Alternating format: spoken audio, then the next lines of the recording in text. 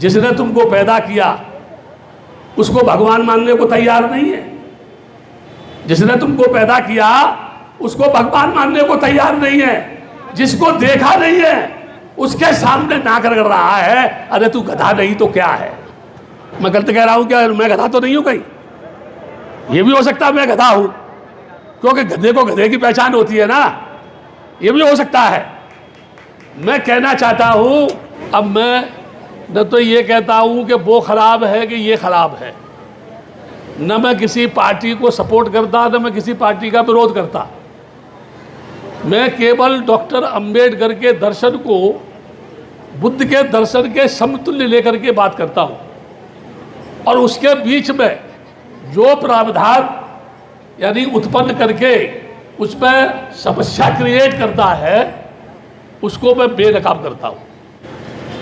मैं एक बात सोचता हूं, अपने मन में विचार करता हूं। सारे लोग ये बोलते हैं कि जुल्म और अत्याचार हो रहा है, सारे लोग ये बोलते हैं कि संविधान में परिवर्तन हो रहा है, सारे लोग ये बोलते हैं कि आरएसएस बदमाश है, सारे लोग ये बोलते हैं हमको ऐसा नहीं करने दे रहे, हमको ऐसा नहीं करने दे रहे हैं। लेकिन मैं एक बात आप सबसे पूछना चाहता हूं, कभी कभी भिक्षुओं से भी पूछता हूं मैं। एक डॉक्टर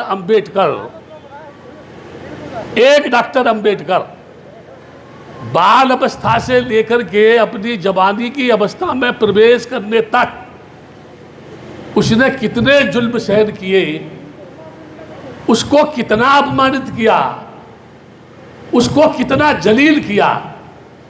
यहां तक कि स्कूल में पढ़ने के लिए पीछे बैठना पड़ता था।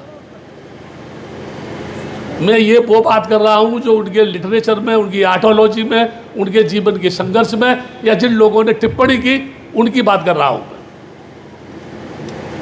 सोचो, इतनी सुविधाएं मिलने के बाद भी आप में कोई परिवर्तन नहीं हुआ, इसका दोषी कौन है? आप मुझे बताओ, इसका दोषी कौन है? अगर आप मुझे पूछे तो मैं ये कहूंगा, डॉक्टर अंबेडकर के आदर्शों का हनन करने वाला इस देश में 33 करोड़ देवता तो क्या उनका बाप भी पैदा नहीं हुआ जो उसमें कोई परिवर्तन कर सके। अगर कोई दोषी है तो तुम दोषी हो। तुमने डॉक्टर अंबेडकर के आदर्शों की हत्या की है, शोषण किया है, अपनी दुकान चलाई है, अपने ही समाज को गुमराह करके उसके खून को चूसने का काम किया है। अगर गलत किया है तो बोलो गलत किया है।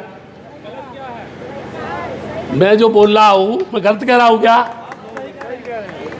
अब ये बताओ, दोषी तो आप हैं, दोष दूसरे को दे रहे हैं। एक डॉक्टर अंबेडकर अकेला पार्लियामेंट में बैठ करके संविधान की रचना करते समय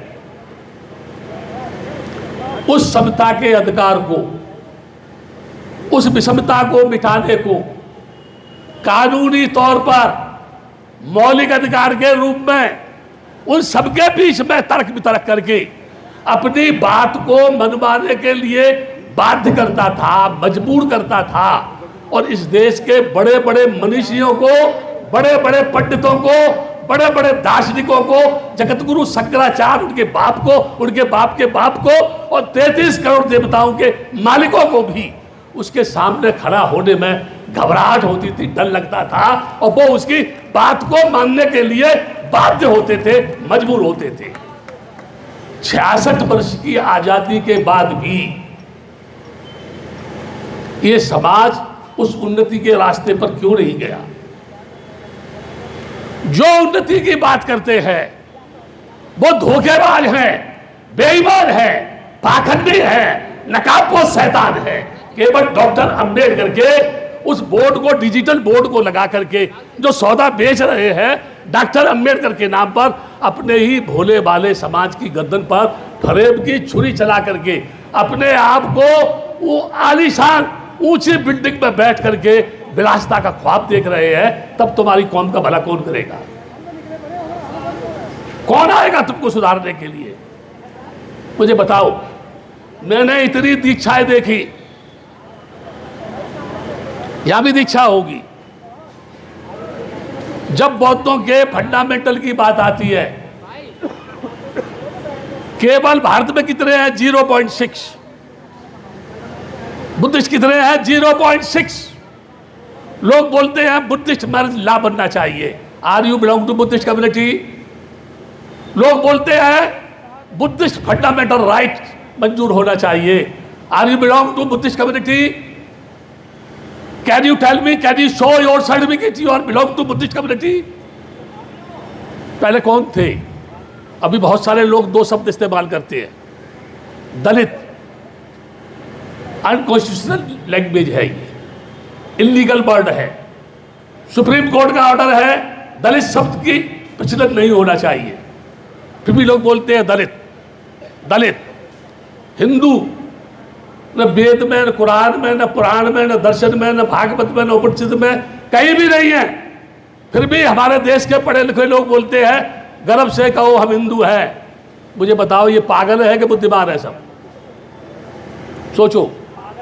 यानी क्या कह रहे हैं? गर्व से कहो हम हिंदू हैं? नहीं, ये कह रहे हैं गर्व से कहो हम पागल हैं, गर्व से कहो हम मूर्ख हैं, गर्व से कहो हम मानसिक गुलाम हैं, गर्व से कहो हम प्रतिमाओं के सामने भाग्य का दरवाजा खोलने के लिए आए दिन उसकी प्रार्थना करते हैं। और वो ऐसा है क्षीर सागर में दुनिया की हसीन महिला के साथ रबड़ कर रहा है दुनिया का मालिक। ऐसा कौन आदमी है जो हसीन औरत को छोड़कर, जो नरम नरम कलाइयों से उसके पैरों को गुदगुदा रही हो, उसके दरवाजे पर एक भूखा आदमी खड़ा होकर के उससे फरियाद कर रहा हो कि हे प्रभु तुम मेरी सुनो। कोई भी पागल उस हसीना को छोड़ करके उस भूखे नंगे आदमी की फरियाद सुनने के लिए नहीं आएगा। सारे के सारे अय्यास, पाखंडी, बदमाश और ढोंगी है जिनकी हम पूजा करते हैं। तो हम बदमाश नहीं होंगे? आप बोलो, हम बदमाश होंगे कि नहीं? एक डॉक्टर अंबेडकर जब पूरे देश को हिला सकता है, 33 करोड़ देवताओं के जबड़ों में से सपना निकाल करके ला सकता है, उसको खड़े होकर के चैलेंज कर सकता है, सब कल्पना है। बालू के ढेर पर खड़ा हुआ परमात्मा है। क्या किसी ने उसको देखा है? क्या कभी ने उसको बोला है? वो कौन सी लैंग्वेज बोलता है? वो कौन से महल में रहता है?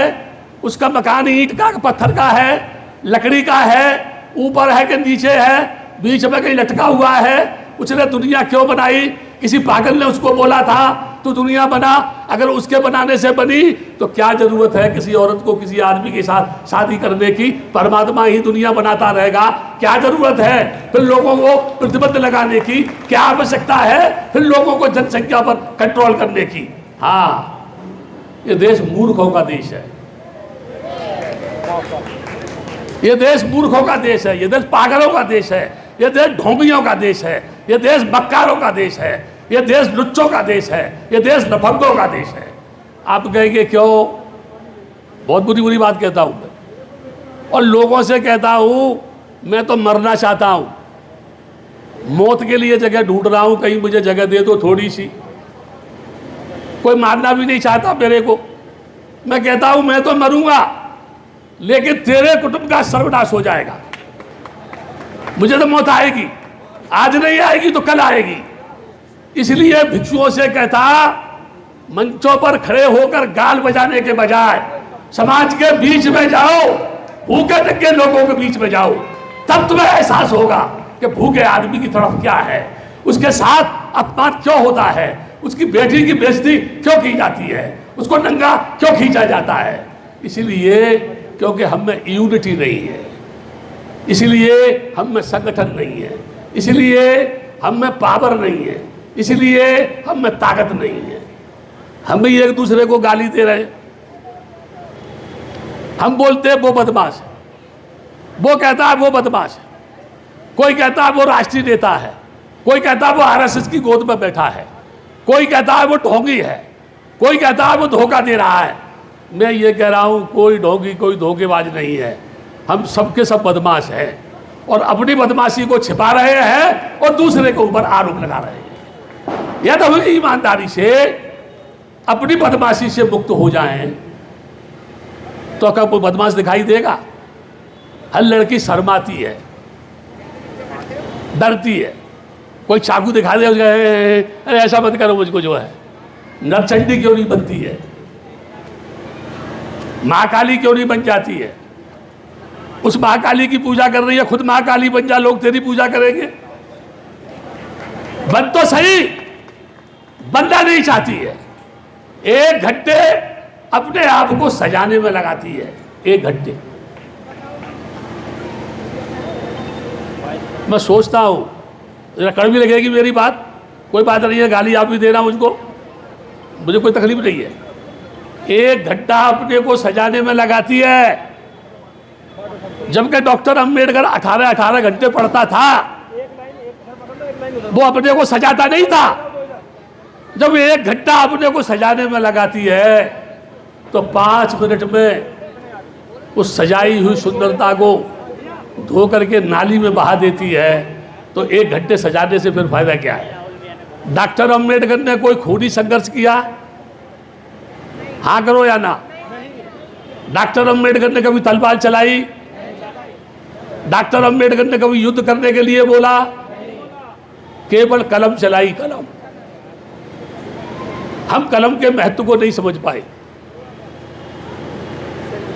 बुद्ध के आके आंदोलन में रह करके मैंने बहुत सारा अनुभव किया, आज भी अनुभव कर रहा हूं, मैं सीख रहा हूं, मैं घूमता हूं लोगों के बीच में, सीखता हूं मैं। और एक बात सीखता हूं मैं, शिक्षा के लिए जितने साधन उपलब्ध कराएंगे, आपके बच्चे वेल एजुकेटेड नहीं हो पाएंगे। उसमें सुविधा की आवश्यकता नहीं है, उसमें पढ़ने की आवश्यकता है। आरक्षण खत्म कर दो। अगर तुम इंटेलिजेंट हो, तुम पढ़े लिखे हो, तुम में बुद्धि है, तुम में दिमाग है, डॉक्टर अंबेडकर की फिलॉसफी को तुमने जान लिया है, बुद्ध के ज्ञान को तुमने समझ लिया है, तुम अकेले ही इस पूरे देश को हिला सकते हो। तुम्हारे अंदर वो पावर है, लेकिन तुम अपने आप को मानसिक गुलाब समझ बैठे हो। दुनिया का वो मालिक है, वो मेरे जीवन का कल्याण करेगा। अरे तुमसे ज्यादा मूर्ख कौन होगा? ऊपर हाथ उठा के कह रहे हैं वो मालिक है।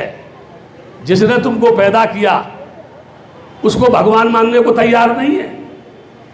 जिसने तुमको पैदा किया उसको भगवान मानने को तैयार नहीं है। जिसको देखा नहीं है उसके सामने नाक रगड़ रहा है। अरे तू गधा नहीं तो क्या है? बोलो ना, मैं गलत कह रहा हूं क्या? मैं गधा तो नहीं हूं कहीं? ये भी हो सकता है मैं गधा हूं, क्योंकि गधे को गधे की पहचान होती है ना, ये भी हो सकता है। मैं कहना चाहता हूं, बाबा साहब का नाम लेने से नहीं कुछ होगा, बाबा साहब के गीत गाने से कुछ नहीं होगा, बाबा साहब के नाम पर लोगों के बीच में जहर उगलने से कुछ नहीं होगा। डॉक्टर अंबेडकर के दर्शन को लेकर के खुद आगे चलना पड़ेगा। एक बुद्ध, सारी दुनिया उसके पत्तिनों पर चलती है। एक डॉक्टर अंबेडकर, जिसके संविधान को लोग बोलते हैं बदल देंगे बदल देंगे बदल देंगे, इनके बाप में संविधान बनाने की हिम्मत नहीं थी। जिस डॉक्टर अंबेडकर ने मनुस्मृति में आग लगा दी, उस समय लोगों ने विरोध क्यों नहीं किया? अभी आरएसएस के लोग बोल रहे हैं जातिवाद खत्म होना चाहिए। मैं कहता हूं मोहन भागवत टीवी चैनल पर यह घोषणा करे। मोहन भागवत क्या कह रहा हूं सुनो, कि भारत की धरती पर जो भी धार्मिक ग्रंथ, चाहे उपनिषद हो, गीता हो, भागवत हो, रामायण हो, पुराण हो, दर्शन हो, जो भी मानव समाज को टुकड़ों में बांटते हैं, जो मानव को मानसिक गुलाम बनाते हैं, जिनसे देश में ऊंच नीच बढ़ती है, जो नारी की अस्मत को लूटने का संदेश देते हैं, मोहन भागवत गए उन सारे धार्मिक ग्रंथों को पार्लियामेंट के सामने कैरोसिन का तेल डालकर मैं आग लगाऊंगा। मैं कहूंगा निश्चित रूप से आरएसएस की लोग पूजा करेंगे ना। उसका नाम क्या है? राष्ट्रीय स्वयंसेवक संघ। वो राष्ट्रीय स्वयंसेवक संघ नहीं है, बदमाशों का संघ है, लुटेरों का संघ है। ये मैं क्यों बोल रहा था आपसे?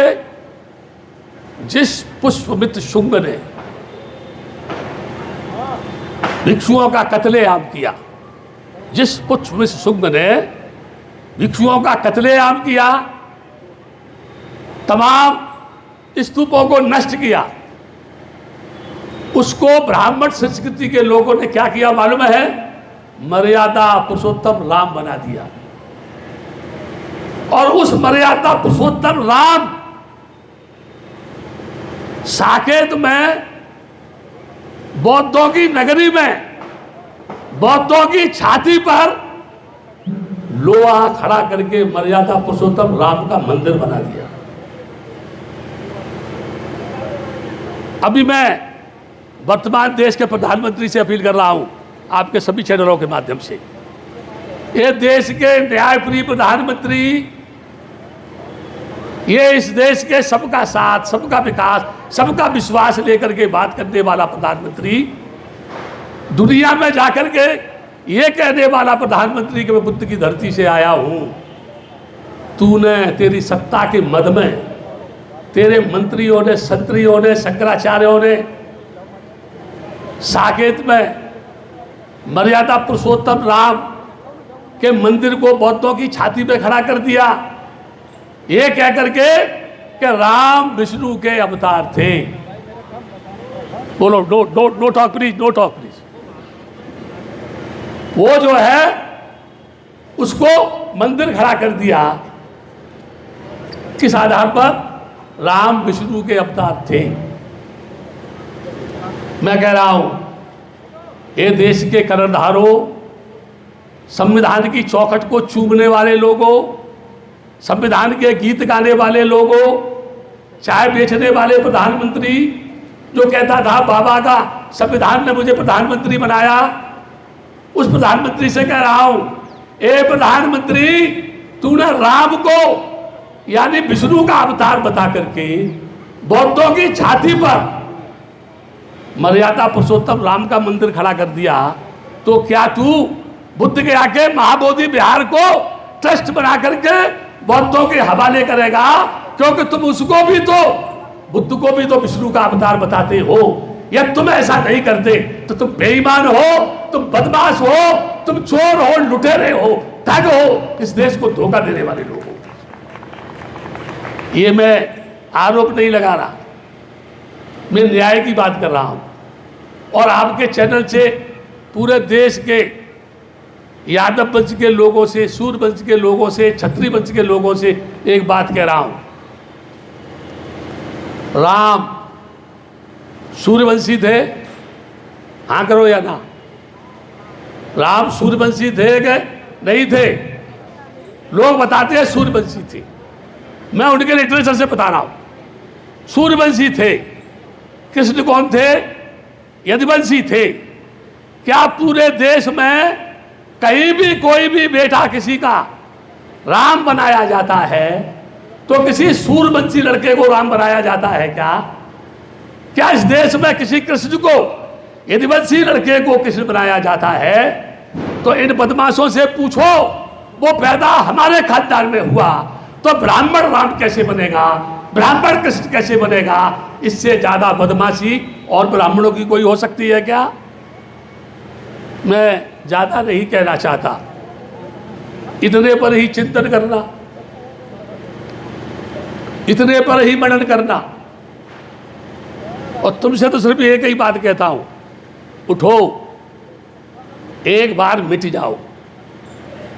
अस्पत लुटे, उससे तो पहले एक बार मिट जाओ और मिट जा करके लोगों को एहसास कराओ कि बाबा साहब के किसी भी बेटी को छेड़ा तो नरचंडी बढ़ करके कितना नरसंहार कर सकती है। छेड़ना तो छोड़ो, देखने से ही लोग घबराएंगे।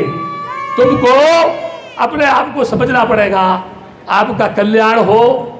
आप चिंतन करें, मनन करें, रात भर मुझे गालियां दें, फिर भी मैं आपको आशीर्वाद दूंगा, एक धेला दान मत करो, हर कदम पे गाली दो, लेकिन भद्दे लोगों को दान करो।